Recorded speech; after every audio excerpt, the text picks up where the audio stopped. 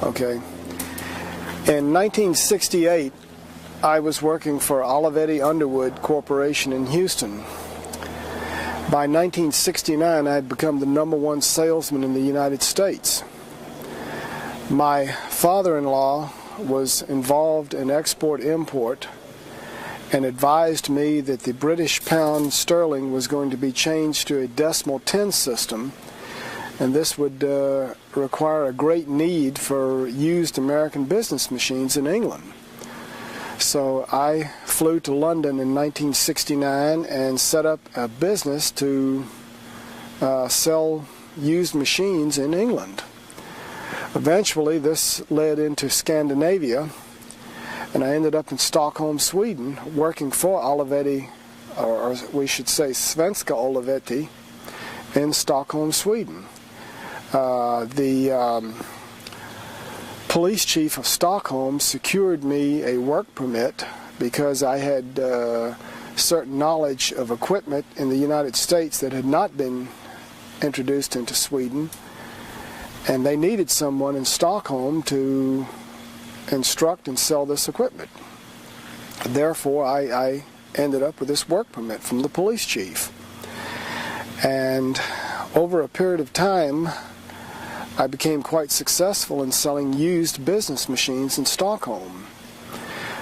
Eventually, the CIA, or someone claiming to be with the CIA, contacted me and explained that much of the equipment was ending up in the hands of the Soviet Union and their satellite countries such as Poland, East Germany, and Czechoslovakia.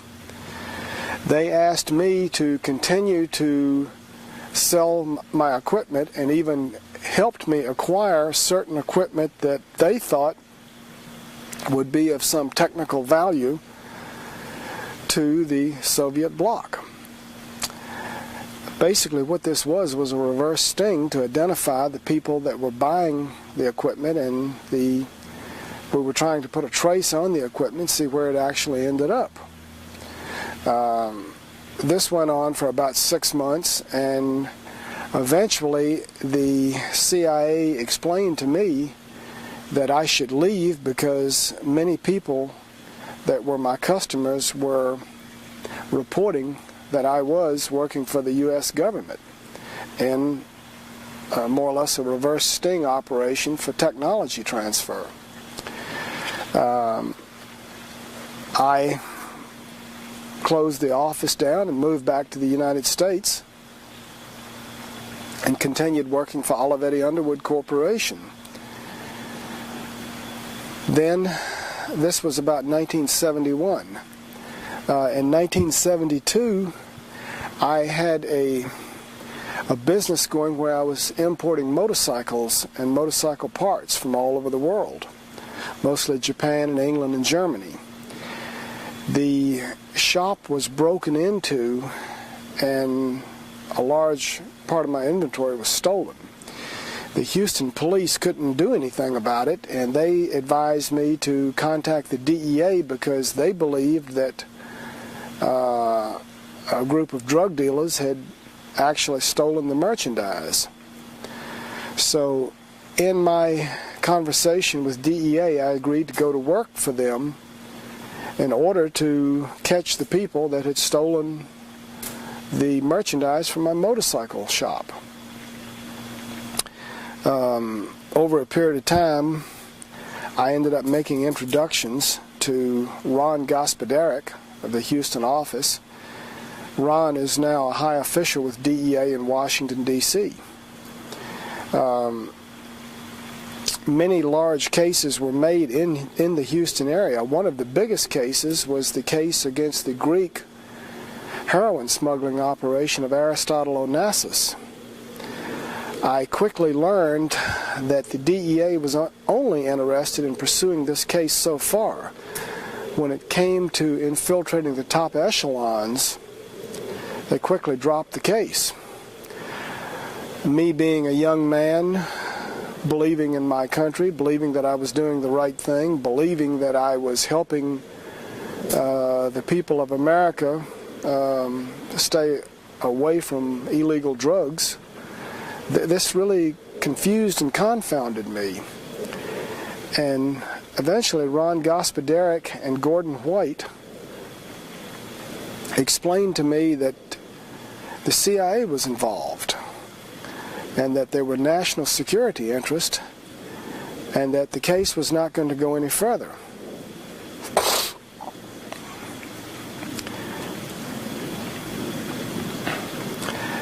After this case was finished, the DEA sent me into Mexico, they sent me into West Texas, they sent me all over the United States.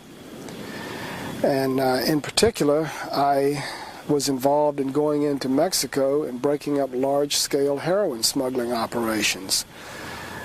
There were too many of them to name.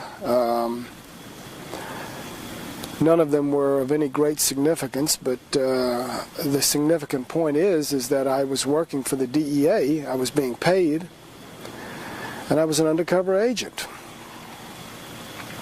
At one point, they advised me to become a pilot so that I could infiltrate certain drug gangs better. They paid for my training, they paid for my pilot's license, and then eventually, by about 1978, they sent me to the FAA Academy in Oklahoma City. Bill Collar, high-level agent for the DEA, trained me in DEA aircraft how to make soft field and short field landings, and trained me for ocean survival and jungle survival in case I was forced down or had to crash.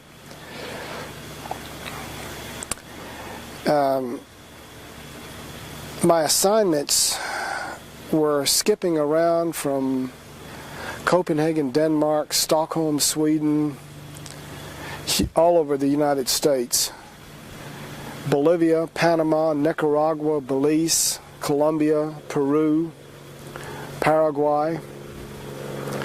And I don't have enough time in this interview to go into great detail on what I did in each country. But again, the significant point is the DEA was using me in an undercover capacity. Specifically in 1979 in Bolivia, I began to understand the agenda of the CIA. They were there in Bolivia to make sure that the DEA only caught the small people. Sonia Atala, Walter Atala, Roberto Suarez organization, which was the largest cocaine smuggling organization in the world at that time, supplied the Cali and the Medellin Cartel and the CIA with their cocaine.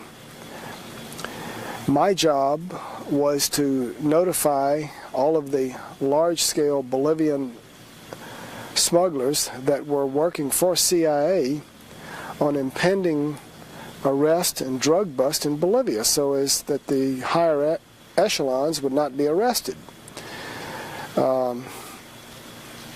In particular, the Roberto Suarez organization was a protected organization. I was advised about Mike Levine, operating out of Buenos Aires as the station chief for DEA. The movements of his informers and his agents coming into Bolivia were monitored, and I passed that information on to the Bolivian drug smuggling organizations in order that they wouldn't get caught. The CIA eventually started shipping large-scale, well, in fact, tons of cocaine into Panama, into Tucumán Airport. They were flying LAB marked 727s and 707s, and they would pull into a warehouse district on the backside of Tucumán Airport where they'd be protected by the Panamanian Defense Forces when they used forklifts to unload pallets of cocaine and placed into Sonia Atala's warehouse.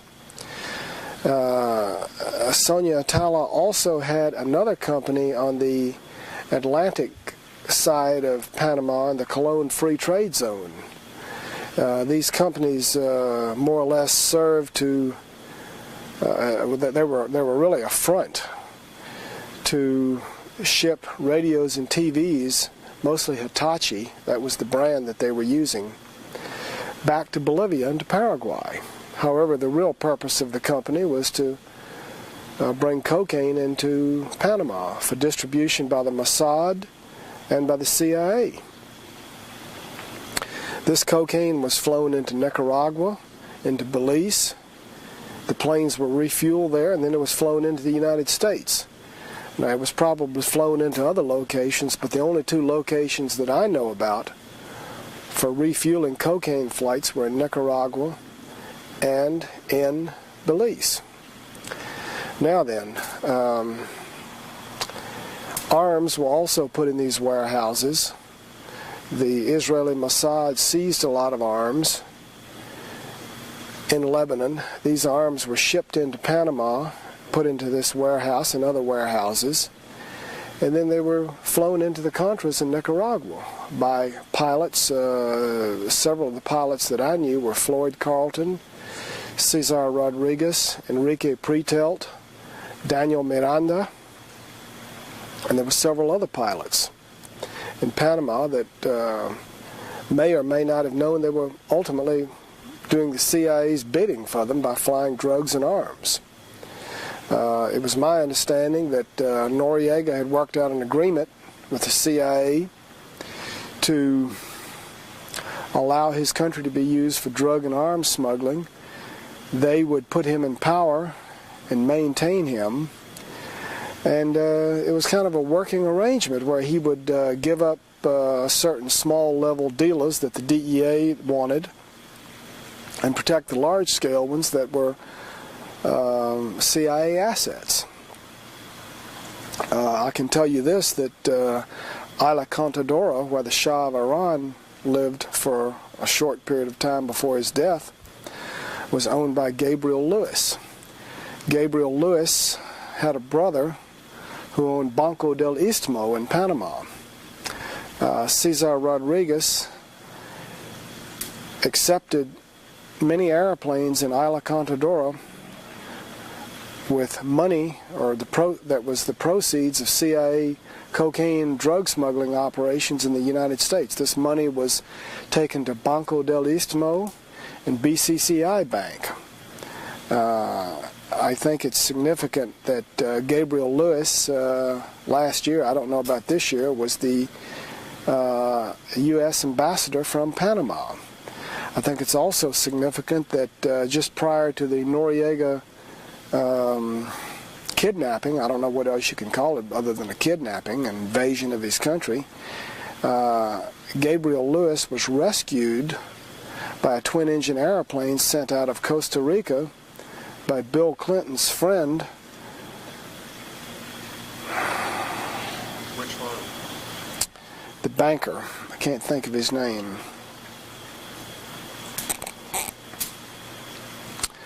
I'll come back to it later. I can't think of the banker's name, but it's also significant that I had flown money out of Arkansas and eastern Arkansas, just west of Memphis, and near a little town called Mariana.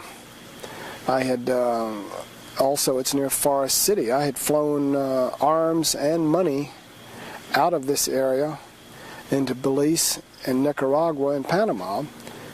And at one instance, I picked up a load of cocaine out of this warehouse in Panama and flew it on a plane that was provided to me by the DEA out of Panama, and I flew it into this airstrip. A DEA agent out of Memphis met me. The airport was protected by an Arkansas State police officer, and I must admit, I don't know what happened to the cocaine. I was not involved in selling it in the United States. My job was to get it delivered from Panama and to stop and have it refueled in Belize. The northwestern part of the country of Belize was not a very good location for Coca-Cola Minute Maid to buy almost 20% of the country of Belize, ostensibly to raise citrus fruit because of the U.S. freezes. But anyway, this land was bought. It had no outlet to the sea. This land was used for airstrips for refueling arms and drug flights, and it was also used to train Contras.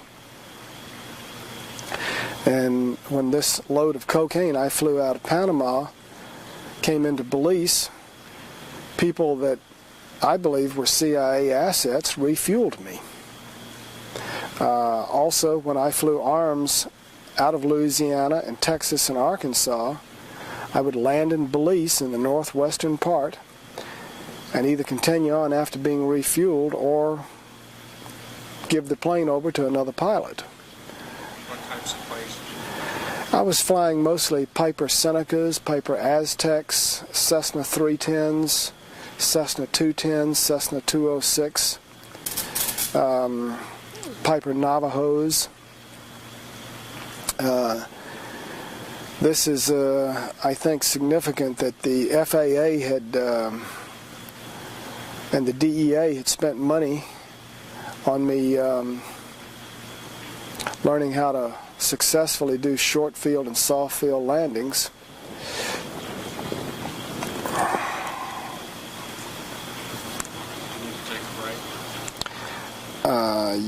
Let me take a break. Can I just take this off? All the creatures, comforts of home. Okay. Jackson Stevens, one of Bill Clinton's friends, was instrumental in securing a twin-engine aircraft to rescue Gabriel Lewis just prior to the invasion of Panama. This plane, I believe, belonged to United Fruit Company. Now,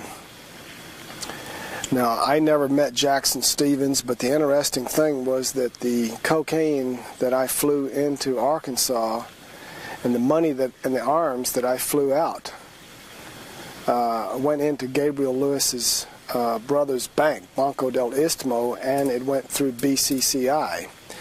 The U.S. attorney from the District of New York expressed some interest in me explaining how this money laundering was done, but nothing ever came of it. Cesar Rodriguez, the pilot and the friend of Noriega, had cleared a lot of airplanes full of money through Isla Contadora. Also, Cesar Rodriguez and I were such good friends that we realized that at some point we could become expendable. So we began gathering information, and I was giving it to my Swedish girlfriend from Stockholm, and she was putting it in a safety deposit box in Berlin, Germany. This information included a lot of the locations where they were flying arms and drugs and money throughout Central America, throughout Arkansas, Texas, Louisiana, the names of banks. It even had tape recordings of Noriega talking to CIA officials about drug smuggling and arms smuggling. We believed that at some point, if they ever tried to make a move against us, that we could, in fact, take that information and use it against them to secure our freedom. Over a period of time, I began to wonder what the real agenda of the United States government was. At first, I believed that there was a war on drugs, that they were trying to stop drugs and protect the people.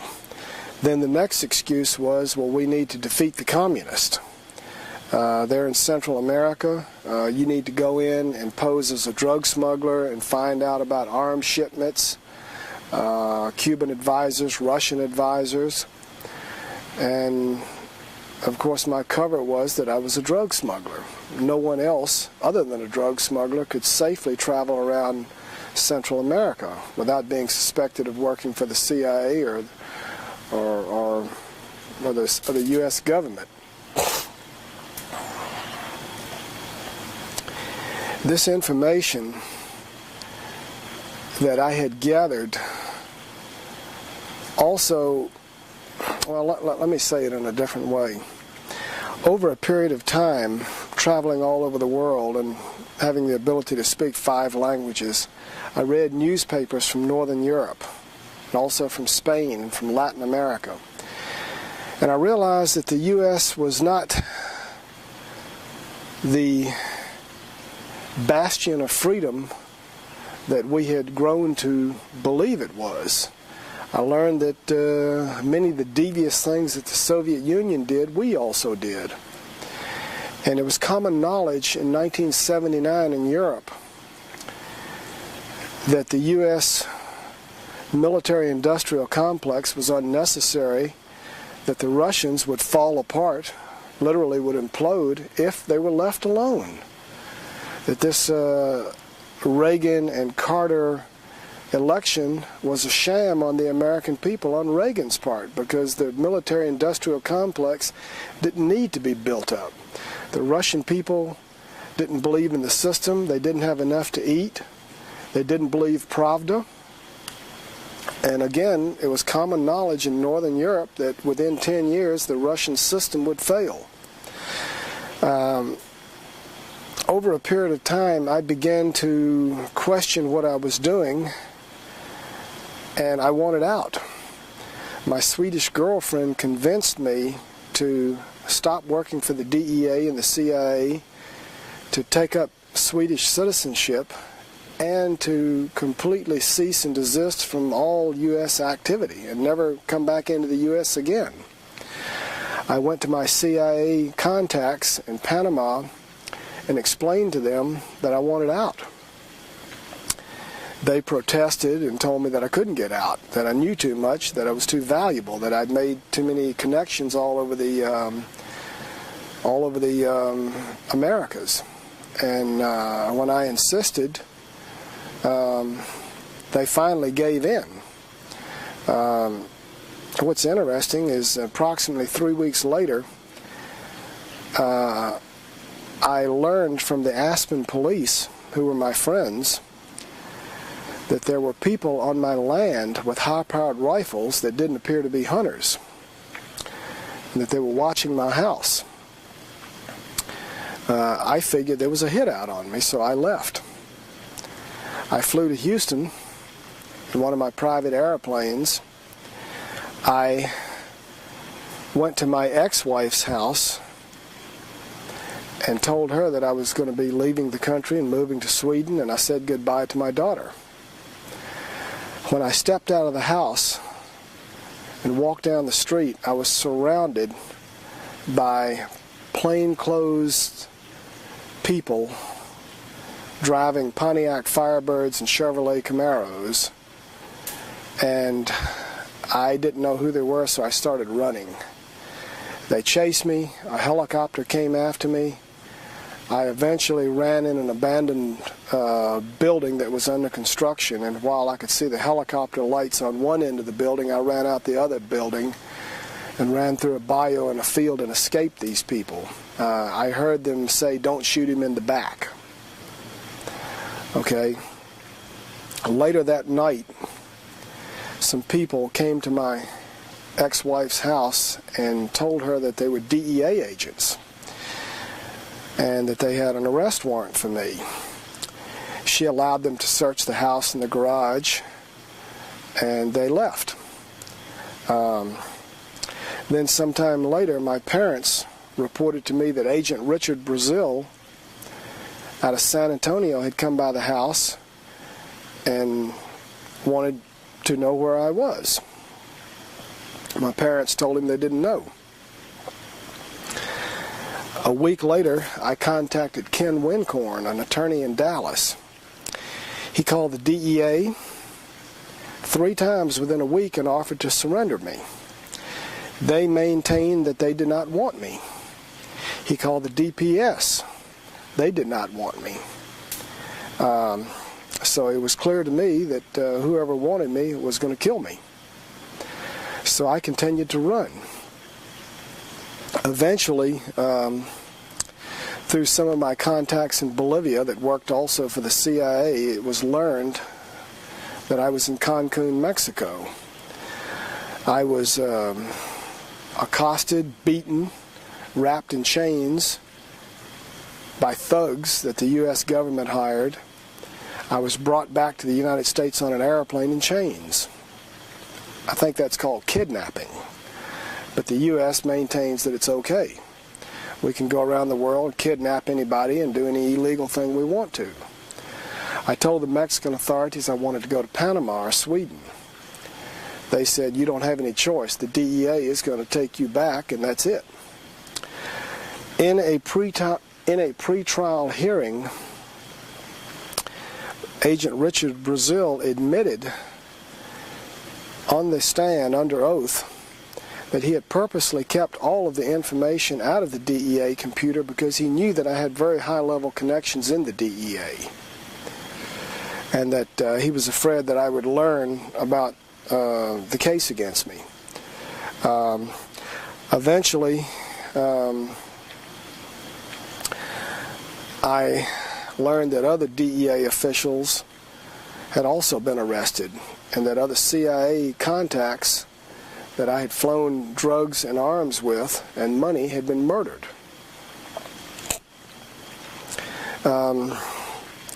While I was awaiting trial in San Antonio, the prison chaplain by the name of Crook, it's an interesting name for a prison chaplain, but he was a nice enough fellow. He came to me and told me that I had to go to the chapel, that he had some bad news. I was informed that my Swedish wife, the mother of my child, had been found on a railroad track in Germany, that she had committed suicide. I didn't believe it for a minute, but that was what he told me. Then a week later, I was informed that Cesar Rodriguez, my friend and Noriega's friend, had been found in Colombia with his throat cut. This is a symbol called a Colombian necktie. It means you talked. Now remember, my Swedish wife had compiled the information about Noriega and the CIA in a safety deposit box in Berlin, Germany. I realized very quickly that if I went to trial, I'd probably either end up dead or I had no supporting evidence. So when I did finally go in front of Judge Fred Shannon in San Antonio, I was asked if I was guilty, and I told him yes, I was guilty of smuggling cocaine from Panama and through Belize and through Nicaragua. And then he asked if I was pleading guilty for any other reason. Was there a deal made? Was there a promise? Were there any threats?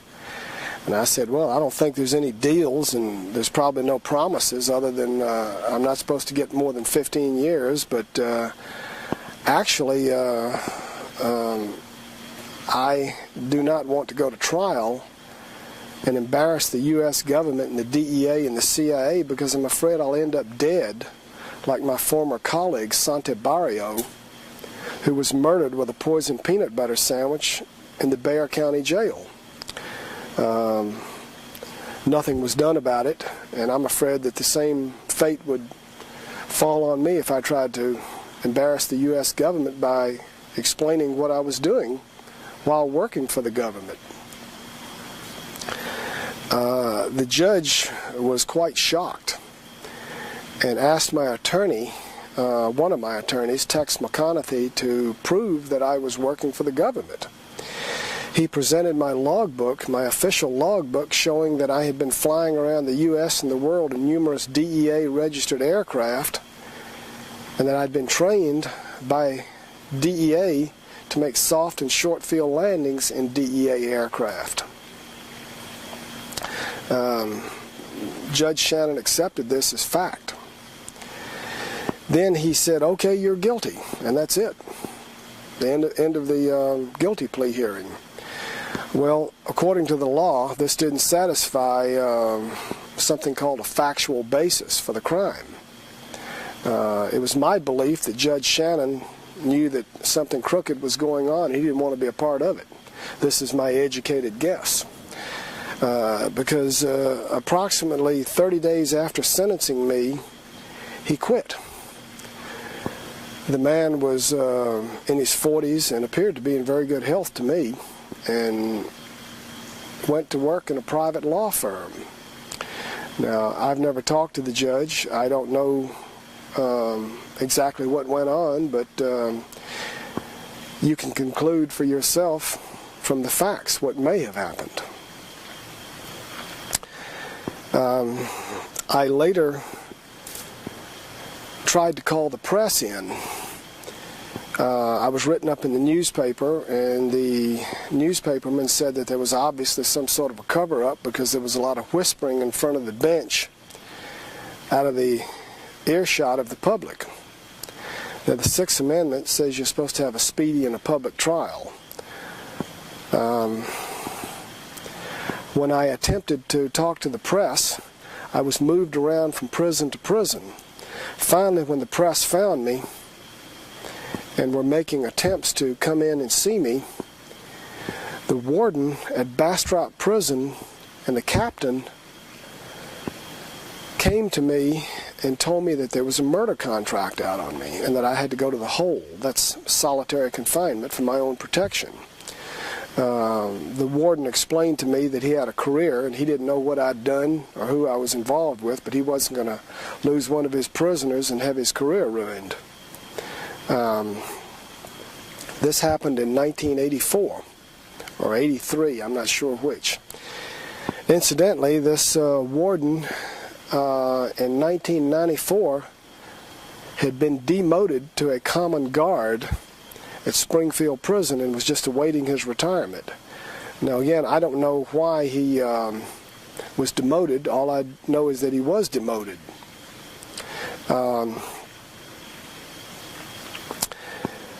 Later, my attorney that had exposed my logbook, Tex McConaughey, had a nervous breakdown and has never practiced law since then. I don't know why he had the nervous breakdown. All I know is the facts that he did have one, and he's not practiced law.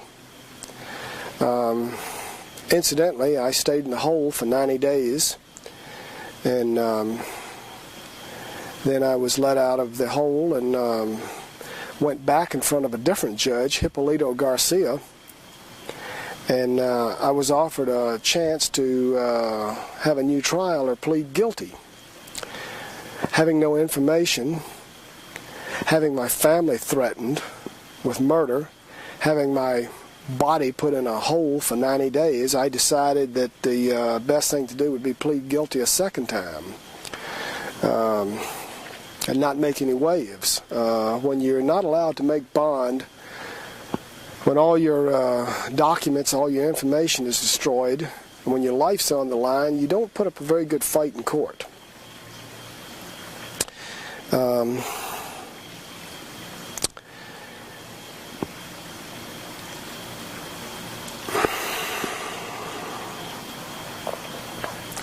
After release from prison in 1986, I stayed in prison approximately 3 years. I was coming up on my 5-year date of being out of prison without being arrested. Normally, you should get off a federal parole if you've been 5 years without being arrested or violating your parole. Because of my criminal record, I was unable to secure meaningful employment, so I was washing airplanes as a living. I phoned my parole officer, a Mrs. Barron out of Arlington, and told her secretary that I was going to Austin. Her secretary advised me to come in and get a permit.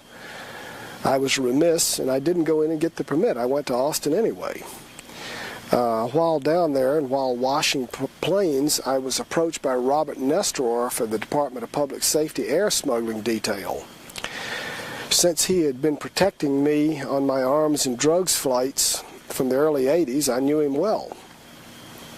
And in fact, I was planning on going into the Noriega trial and explaining to the jury about the cocaine, drug smuggling, arms smuggling operation out of Panama and Bolivia and Nicaragua into Texas, and how Nesterov was protecting these drug flights. So, to make a long story short, Nesterov and his friends showed up, arrested me and two other gentlemen. Nesterov and his fellow DPS officers took me to jail along with two other men without arresting us. They searched the plane, they searched several cars, they searched several houses, and the next morning they returned to jail and said, "Let them go. We can't find any laws they've broken."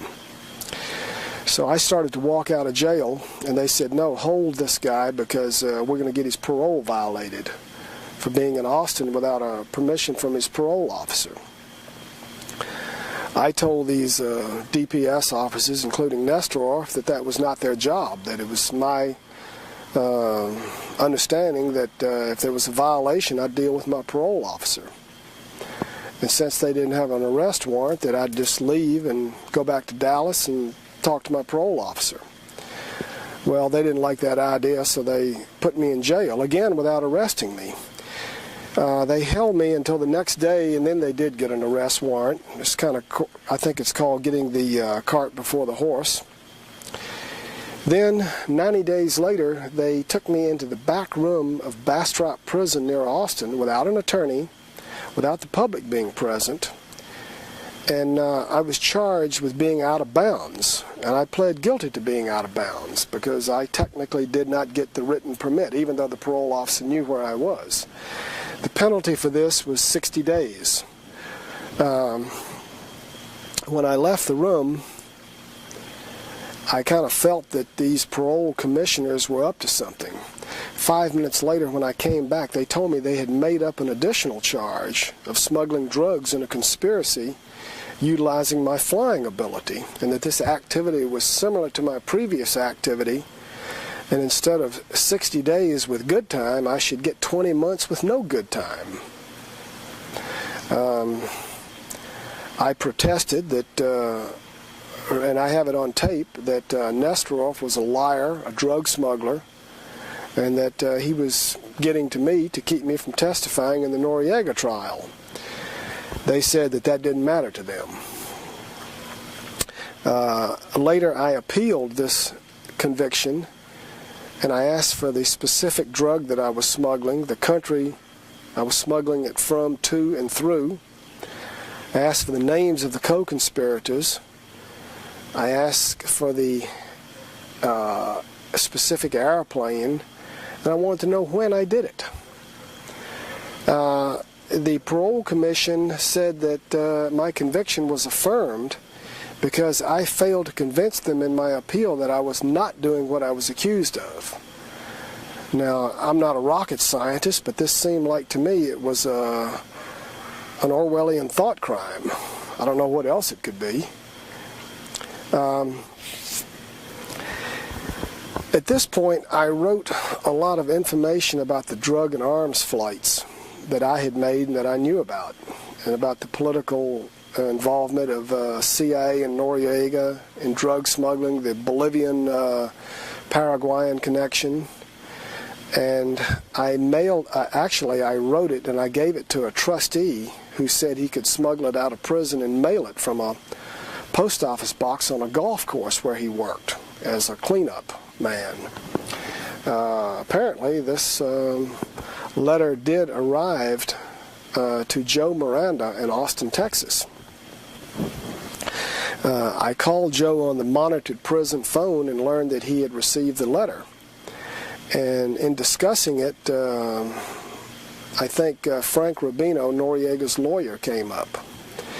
That was who he was supposed to turn this information over to, and also the press.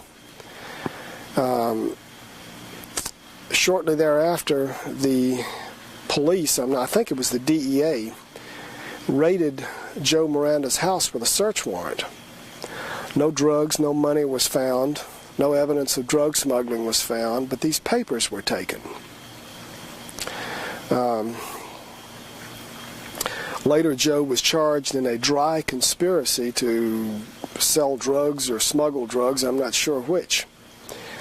He hired Dick DeGuerin out of Houston, who defended David Koresh and some of the cult members. Dick DeGuerin filed motions, pretrial discovery motions, to get these papers returned. They were never returned, and the case against Joe Miranda was dismissed. Then I was sent to the Springfield prison in Missouri. This is the mental prison and the hospital for federal prisoners. While there, under protest, I was given a forensic evaluation. Forensic means medicine and law. I had, in one of the dirty jails somewhere or another, I had contacted TB. And I was taking prophylactic medicine to prevent the onset of TB. While en route from Springfield back to Montgomery, Alabama for a competency hearing, I was taking my TB medicine in a small county jail. The elderly black nurse turned her back, and I stole my forensic evaluation out of my medical jacket. It clearly stated on it, "No psychosis found." It was signed by the chief of the department at Springfield. I mailed this to author Rodney Stitch, who wrote about me in Defrauding America. Then when I got to Alabama, I was again ordered to undergo a second psychiatric examination by Dr. Guy Renfro. I protested, but had no choice in the matter. And so he gave me about an hour and a half worth of examination. And then I was taken into court. My court-appointed attorney was obviously on the government side and was going to sell me out, so I told him to sit down and shut up, and I would conduct my own hearing. I asked Judge Thompson if this would be permitted, and he agreed. In questioning Dr. Renfro, I proved that he had contacted Dr. Murad in Springfield and had discussed my case with him. I asked the doctor, Dr. Guy Renfro, several questions. Number one, I asked him, would it have been more scientific if he had started fresh and found his own results rather than contacting the previous doctor? He admitted it. He also admitted under oath that he had never taken the Hippocratic Oath. He also admitted that a large percentage of his firm's revenue came from court-appointed examinations.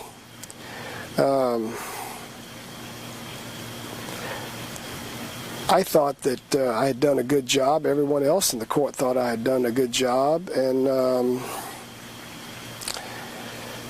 I don't think there was anyone in attendance who really believed that I was insane. However, Judge Thompson agreed with both the psychiatrists that I was insane and sent me back to Springfield for a 120-day restoration to competency. During this time, I made it known to Judge Thompson that someone was committing fraud in his court, that I had a copy, or that I had the original forensic evaluation showing there's no psychosis was found. This didn't seem to impress the judge, and so he again committed me to a second 120-day observation. At this point, the psychiatrist or psychologist said that they couldn't cure me, that I was hopelessly insane and could never go to trial.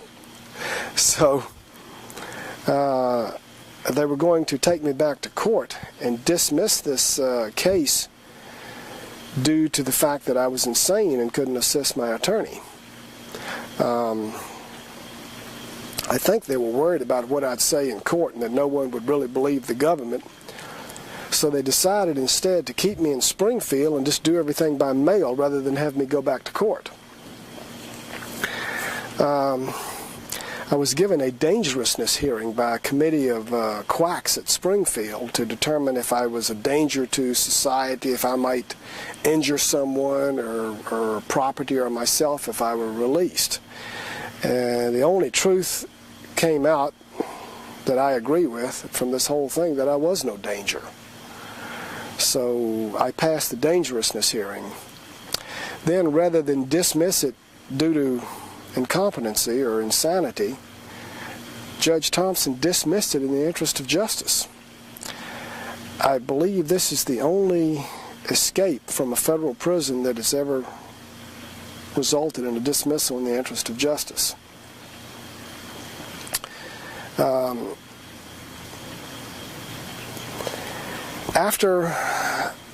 Just prior to getting out of prison, there was an article on the front page of the Wall Street Journal about a huge cocaine smuggling operation with Rodney Matthews.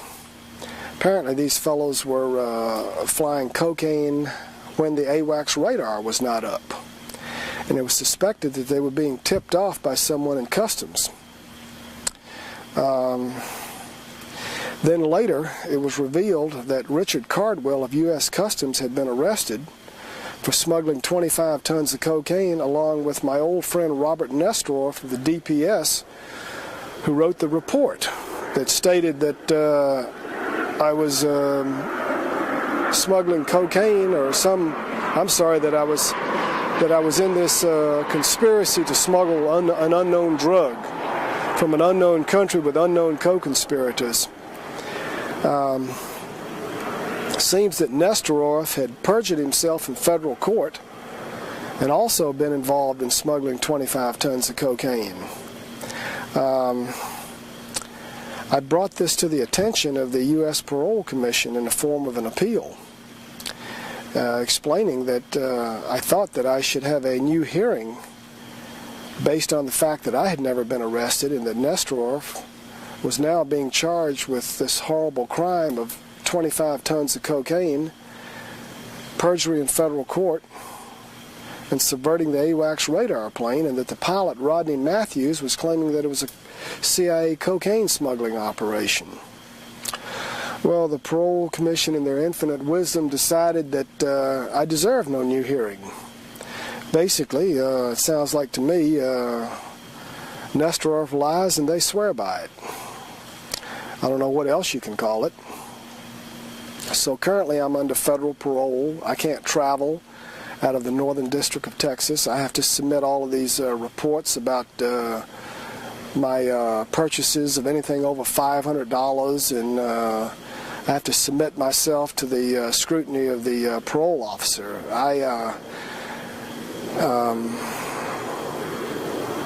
I believe that this is something like the Communist Party block officer issuing an internal passport for travel in the old Soviet Union. I believe that the military-industrial complex that Eisenhower warned about in his farewell address has evolved into the prison-industrial complex. Let me go back a bit. Ron Gospodarek and Gordon White and my CIA contact in Stockholm, Axel Anderson, George Phillips out of Panama, all concluded that dope is money and that money is power.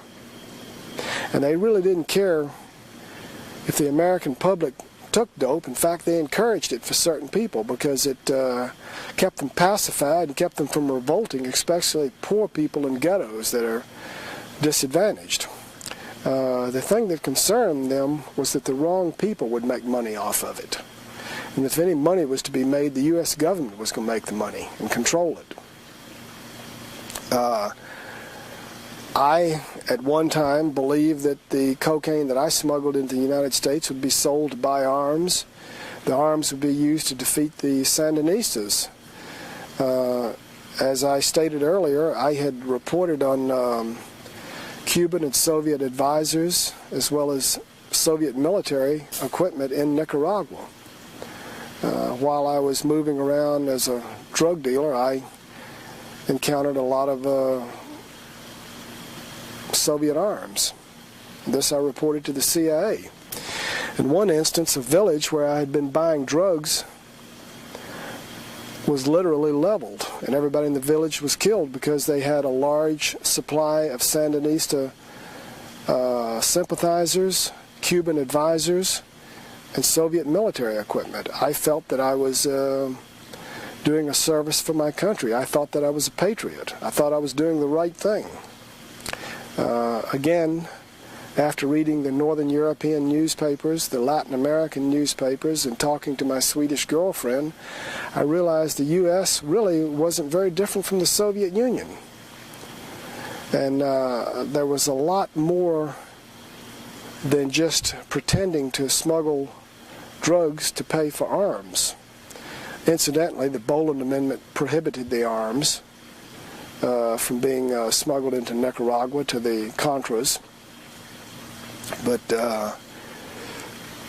Noriega, North, Casey, Alan Fears, and Clara George decided that they were wiser than Congress and that this could be done anyway in violation of the Boland Amendment.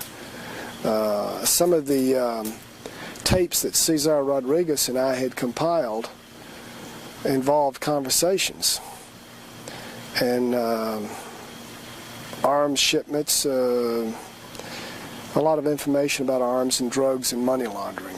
But none of this has ever been found after my Swedish wife was found on a railroad track, and Cesar was found in Colombia with his throat cut and his tongue stuck out. When I did get out of prison in '86, I called my mother-in-law in Sweden and tried to get some information, tried to see my child. She was not very happy with me, and she informed me that I had caused the death of her daughter.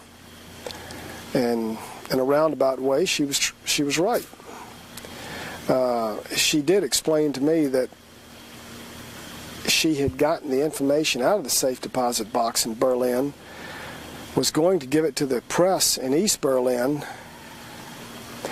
and was going to fly back to Stockholm that night on a flight, and she told her mother not to feed the baby because her breast hurt. She wanted the baby hungry when she got home. The next morning, she was informed that her daughter committed suicide on a railroad track. I wasn't there. I don't know what happened. I don't know the whole story, but I think the people can figure it out for themselves. One other thing I'd like to mention is at one point I had gone into Paraguay with a very beautiful Bolivian girl that was Miss Bolivia as my date. This was in August. This is their coolest month in Asuncion, and they have a lot of Germans, a lot of people from all over the world that come in there for a festival. And at this festival, the president's son, Alfredo Stroessner's son, wanted to dance with this girl. She explained that it would be rude for her to leave the table by herself because she'd come with an escort, so I was invited to President Stroessner's table so that his son could romance my date. There I met Anastasio Somoza, the deposed dictator of Nicaragua. We exchanged small talk, and then sometime later I realized that the people of Paraguay, at the airport especially, thought that I must be somebody important, and that my gas tank of my airplane was filled free, my airplane was washed, and people sought my opinion on matters of which I knew nothing. In Latin America, if you know someone important, you're a desirable guest, and they would like to make your acquaintance. I reported this back to Cesar Rodriguez in Panama. he then offered me $1 million to take a high-powered rifle and assassinate Anastasio Somoza. I reported this to the CIA. They doubled the guard on Somoza, and I played along with Caesar, telling him that I would try to do it. Eventually, I told him that I just couldn't get close enough, and I just couldn't do it to get somebody else. This was just to buy time. While I was in Panama, I read in the newspaper that some people had taken a bazooka and blown the top off of his Mercedes-Benz in a well-placed shot, and then come in and machine gun the inside of the car. I don't know who did it. I've heard that some people out of Buenos Aires did it. I didn't have anything to do with it, but anyway, the point I try to make is that Cesar Rodriguez was moving in circles where he had information, and if he was involved in something that big and to get that much money, he had pretty good connections. And a lot of this information was what we had compiled and put in the safety deposit box in Berlin. I could tell story after story about arms flights, drug flights, people that I've seen killed. David Smith was a good friend of mine and a pilot. He was from the United States. He flew arms, he flew drugs. I saw him land in northwest Belize after delivering a load of arms to the Contras in Nicaragua. At about 1,000 feet, I observed a CIA agent pull out a .45 and shoot him and drag his body into the jungle. They told me that he had done something that he shouldn't have done and that I had nothing to worry about as long as I played the game with them. I never knew what David did. I just knew he was never seen or heard from again. And I mean, something like this was quite common. I think the biggest mistake I ever made was believing in the United States, believing in the integrity of the government, and believing my handlers. I was a naive young man coming out of Richmond, Virginia. I believed in my country. I was against drugs. I've never been a drug user, although I've smoked marijuana, and in several instances I had to use cocaine in order to make myself believable, or I would have been killed. When you're undercover, you do what you can do to survive. But I've never been a drug user. I've never been a person to drink or smoke. I believe in living a clean life. I did believe in the U.S., but I don't believe in it anymore. I think that we've got a government of criminals. I think the courts are corrupt. I think they'll accept perjury. Incidentally, the transcripts in many instances were changed. The courts are so corrupt that if you get something on the record that they don't like, they'll go in and change it. Basically, might makes right.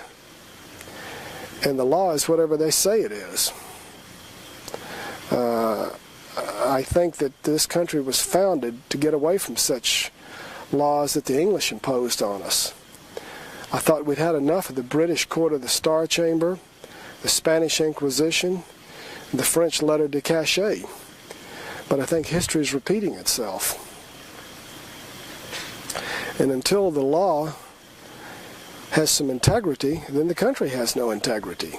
And until the entire society is exposed to the same,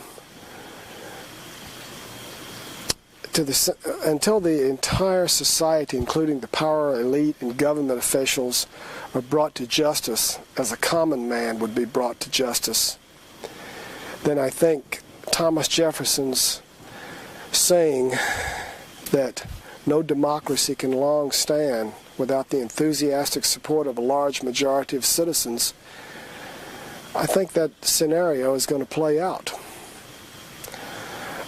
Also, I'd like to remind the people that Ben Franklin said that if anyone would give up a little liberty in order to gain a little security, they shall have neither liberty nor security. These are just my opinions, but the facts are that I worked for the government. They paid me. I was an undercover agent. I was not arrested for drug smuggling or drug dealing. I did not have to work off a case. I was not doing this to save my hide. I was doing it because I believed in my country and I believed in the law. And the reason I did smuggle drugs is to raise money to buy arms. I don't think the Soviet Union was a very good model. I don't like what we've become. I didn't like what the Soviet Union was. I'm glad that they fell apart. I'm glad that the back of communism has been broken. I'm glad that communism is no longer a viable threat. But I think that we've got a new threat. And I'll let you determine what it is. That's it. You want to ask me any questions, go over anything? What do you know about Sonia Avila?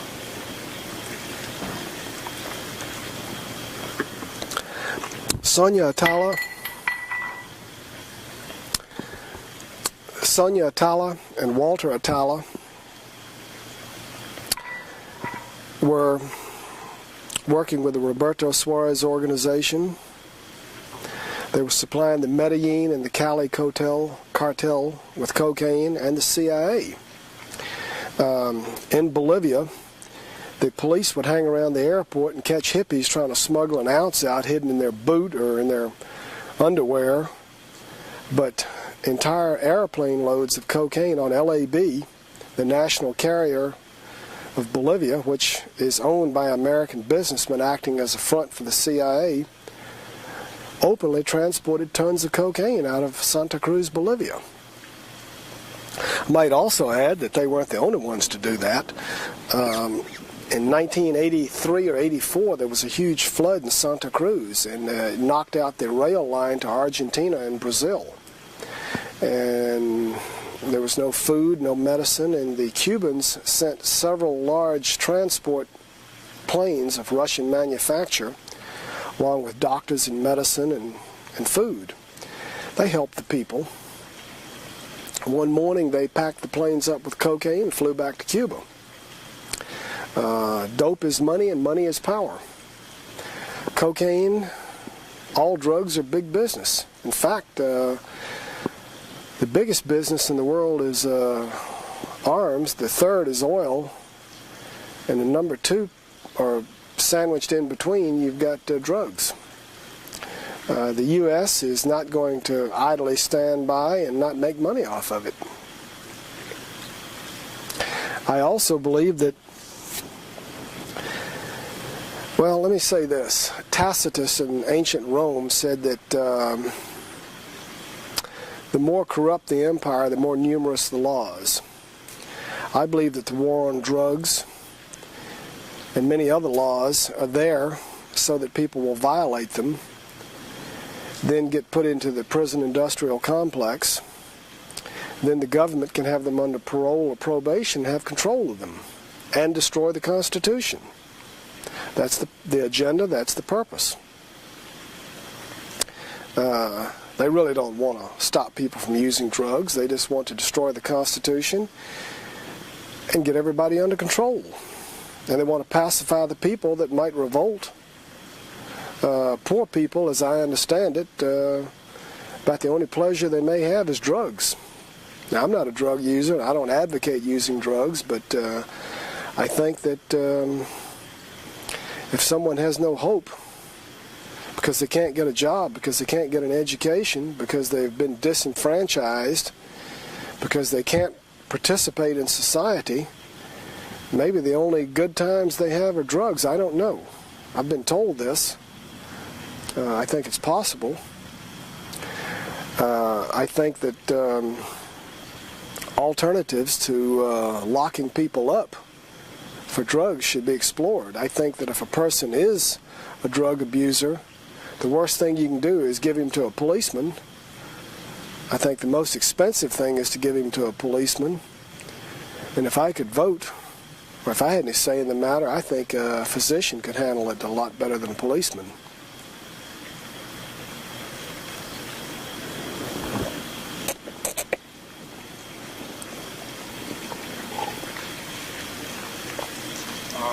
Corruption at the top. I mean, who knows what's going on? How far does it reach? Who doesn't? I think young DEA officers are gung-ho. They believe that they're doing the right thing. I think that after a while they figure it out, but then it's too late. There's nothing they can do about it. The system is too corrupt. In 1976 or 77, a lot of CIA people were transferred over into DEA. I think the DeFeo report showed at one time that there was some sort of a plan where the CIA could control the DEA for economic and political reasons. I don't know what's in the report, but I think it's worth looking at. I also know that that my job, while in the DEA, was to act as liaison to the CIA and protect the Roberto Suarez organization, the higher level of the Roberto Suarez organization being arrested because they were cooperating with the CIA. Again, they caught the little guys, but none of the big guys. Michael Levine was sending his informers into Bolivia, into Paraguay. I believe that from the information I had that Michael Levine was trying to arrest them. The CIA didn't want them arrested, and I warned people several times that his informers were trying to catch them, and they took evasive action. I was doing my job. So was Michael. Apparently he was.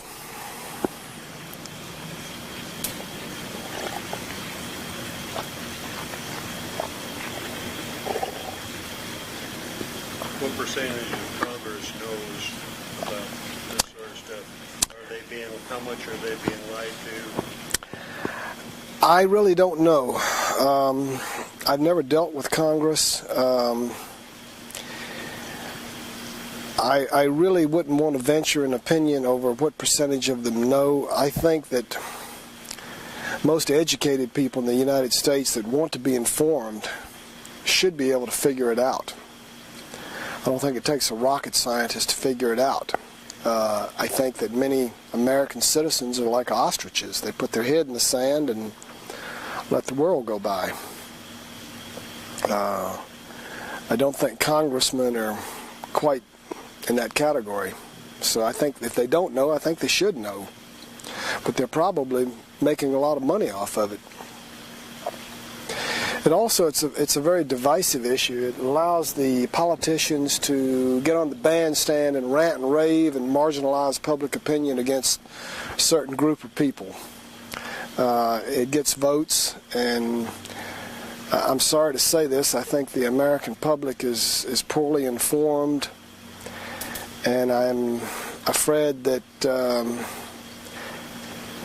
the average American is not very well educated as compared to the rest of the world, and I think the power elite want it that way. Uneducated people that are working too hard, that don't have enough time to do anything, can be easily manipulated. Can be easily manipulated. So busy trying to make a living, they don't have time. Most people are so busy trying to make it that they don't have time, and then the other people that know about the situation are making money off of it.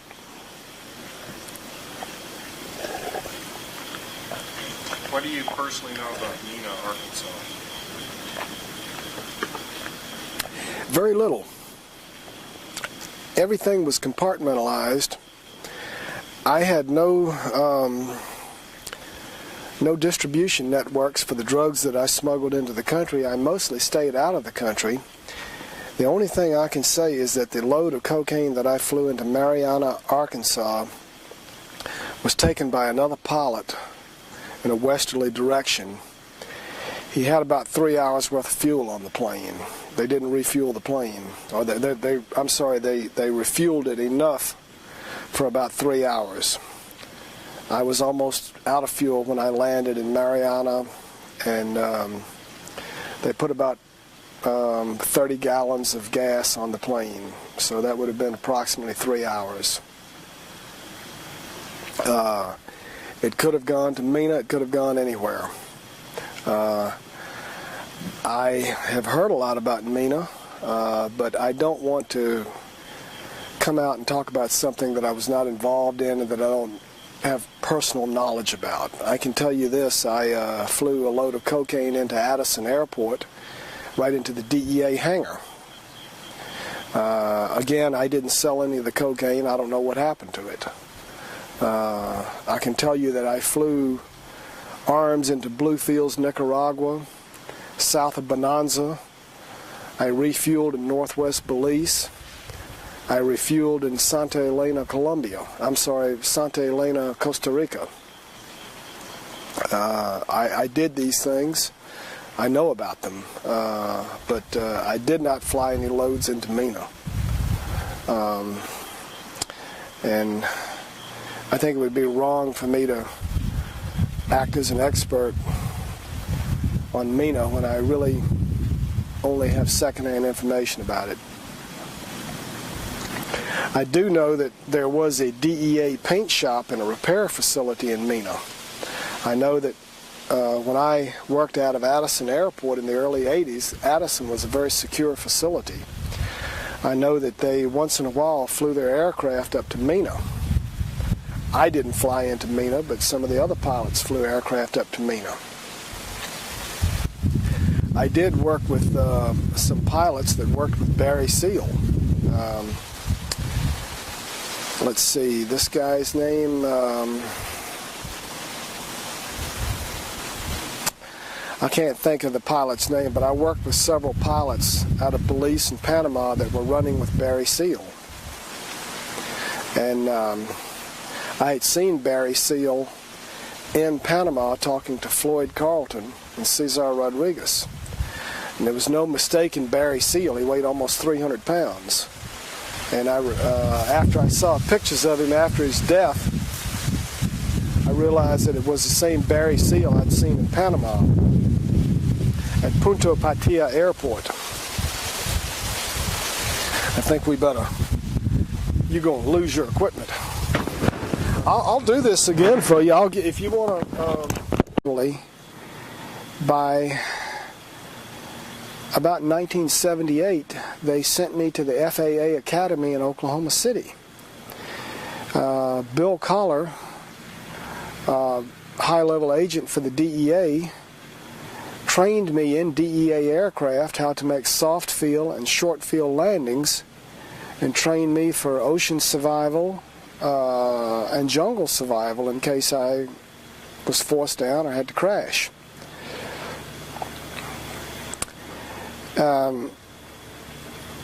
My assignments were skipping around from Copenhagen, Denmark, Stockholm, Sweden, all over the United States, Bolivia, Panama, Nicaragua, Belize, Colombia, Peru, Paraguay.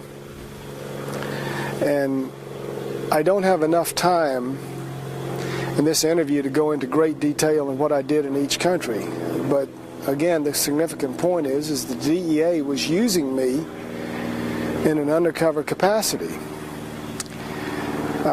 Specifically in 1979 in Bolivia, I began to understand the agenda of the CIA. They were there in Bolivia to make sure that the DEA only caught the small people. I had a business going where I was importing motorcycles and motorcycle parts from all over the world. mostly Japan and England and Germany. The shop was broken into and a large part of my inventory was stolen. The Houston police couldn't do anything about it, and they advised me to contact the DEA because they believed that a group of drug dealers had actually stolen the merchandise. So in my conversation with DEA, I agreed to go to work for them in order to catch the people that had stolen the merchandise from my motorcycle shop. Over a period of time, I ended up making introductions to Ron Gospodarek of the Houston office. Ron is now a high official with DEA in Washington, D.C. Many large cases were made in the Houston area. One of the biggest cases was the case against the Greek heroin smuggling operation of Aristotle Onassis. I quickly learned that the DEA was only interested in pursuing this case so far. When it came to infiltrating the top echelons, they quickly dropped the case. Me being a young man, In 1968, I was working for Olivetti Underwood Corporation in Houston. By 1969, I had become the #1 salesman in the United States. My father-in-law was involved in export-import and advised me that the British pound sterling was going to be changed to a decimal 10 system, and this would require a great need for used American business machines in England. So I flew to London in 1969 and set up a business to sell used machines in England. Eventually this led into Scandinavia, and I ended up in Stockholm, Sweden, working for Olivetti, or we should say Svenska Olivetti, in Stockholm, Sweden. The police chief of Stockholm secured me a work permit because I had certain knowledge of equipment in the United States that had not been introduced into Sweden, and they needed someone in Stockholm to instruct and sell this equipment. Therefore, I ended up with this work permit from the police chief. And over a period of time, I became quite successful in selling used business machines in Stockholm. Eventually, living in my country, believing that I was doing the right thing, believing that I was helping the people of America stay away from illegal drugs, this really confused and confounded me. And eventually, Ron Gospodarek and Gordon White explained to me that the CIA was involved and that there were national security interests and that the case was not going to go any further.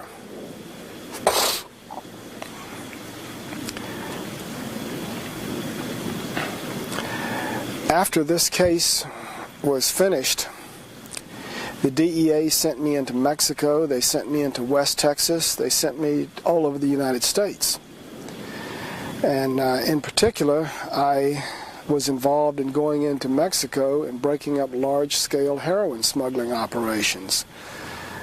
There were too many of them to name. None of them were of any great significance, but the significant point is that I was working for the DEA, I was being paid, and I was an undercover agent.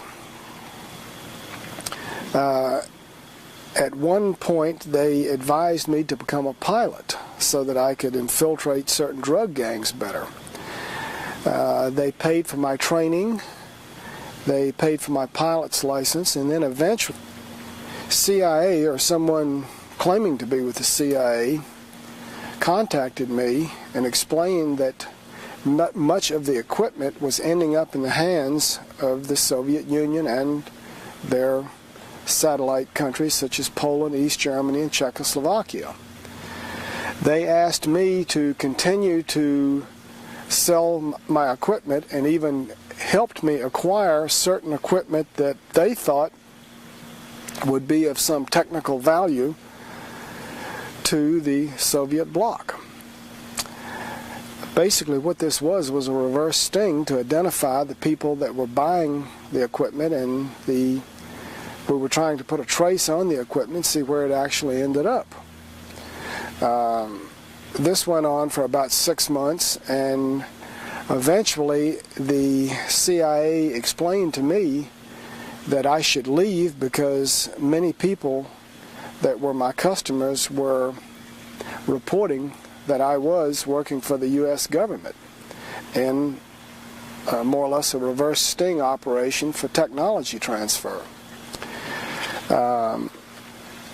I closed the office down and moved back to the United States and continued working for Olivetti Underwood Corporation. Then, this was about 1971. In 1972,